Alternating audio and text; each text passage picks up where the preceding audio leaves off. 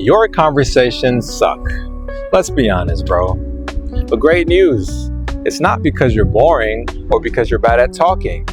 It is because deep down, bro, you're trying too hard. And I don't really know who needs to hear this, bro, but if you've been feeling like your conversations aren't clicking, then one, I've been there myself, bro.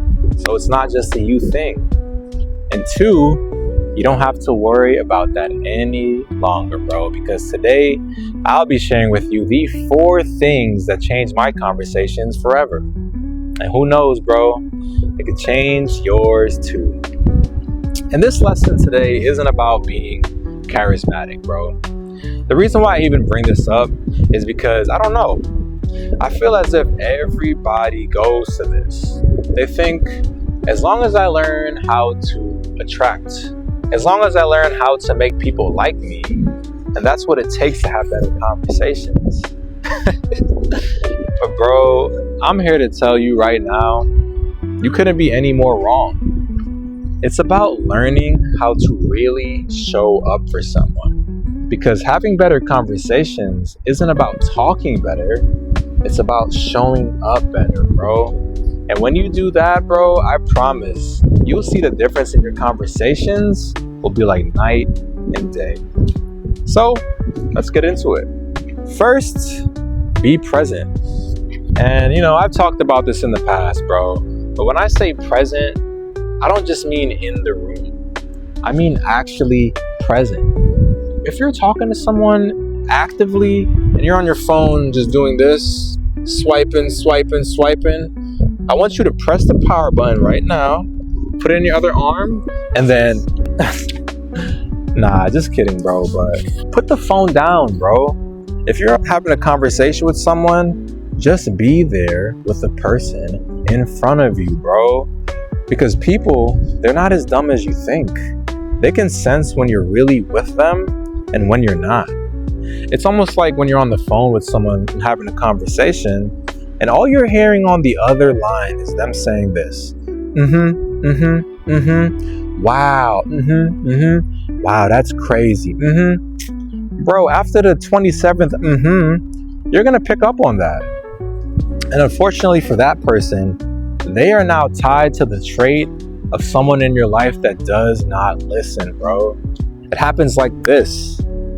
And guess what? The same way that they can label you as someone that doesn't listen is the same way anybody else can do the same to you, bro. So presence, that is one of the most powerful gifts you can offer someone. So be present, bro. I know you'd want the same for you.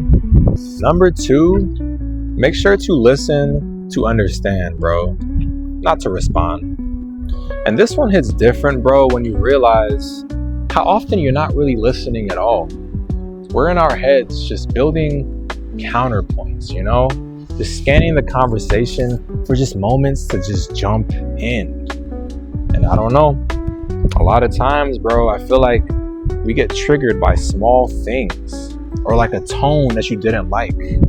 And suddenly, because of this, you start noticing that this is no longer a conversation. It's defense. It's judgment, bro. Everyone in the room is now in survival mode just because you were triggered, bro. But what if, just for once, bro, you didn't brace yourself? What if you chose to actually lean into what is happening instead of react to it? And here's what that looks like, bro. Imagine someone tells you, man, I've been feeling really off lately. Work's been exhausting, and it's like, I kind of feel like I'm failing, bro. I don't know, most people in this situation, I feel like they go to quick fixes, man. They say things like, it's just a phase. Or, my favorite, you just gotta push through just a little bit longer, bro, and I promise you're gonna yada, yada, yada, yada, yada, yada. No, bro. Think about it. If you came to someone or wanting to get advice, and they came to you with that flat response, bro, does that person seem reliable? Does that person seem like someone you're gonna go to a problem with? Probably not, bro. But listen, man, for most of my life, guess what? I didn't even know that this was a problem. I can't even count how many times someone came to me with a problem, bro. And the first thing that came to my head was, wow, this person is really upset. So what should I do? Oh, I know. I need to find a way on how to actually fix their problem for them. Wrong, bro.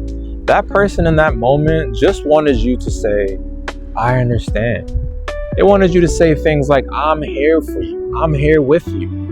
You know, they want to feel that you actually care, bro. And not saying you trying to fix their problem is a version of you not caring, but there's deeper ways to actually connect where they can actually feel you, bro. That's really the point I'm trying to make, bro.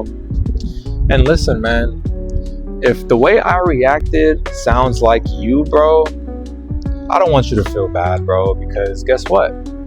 It makes sense. In that moment, you felt like the way to fix their problem was to give them ways on how to fix their problem, bro. But if you really listen to understand, you would pause and you would hear the weight in their words, bro. And you might even say something like, failing how? You know, kick up a chair. Tell me, what part of work's been draining you the most? And that question isn't about solving their problem at all, bro. It's about opening them up to a better conversation, bro. Because that's all we want at the end of the day, no? It's like it tells them, I'm with you and I care. That's all it takes sometimes, bro. And when you listen like that, people feel it. They start to soften. And you can almost see the difference in their eyes, bro. It's like they start speaking the truth that's been sitting underneath their surface, bro. And you don't get to that good conversation without first doing that, bro. But guess what?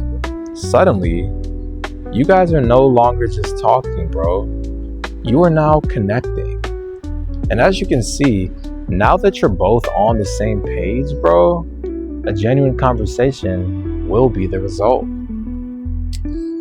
Number 3, bro, ask deeper questions. Please, bro, please skip the surface level conversations, bro. Please, forget asking how's work. Try bringing up things like, tell me about something recently that made you feel like you mattered.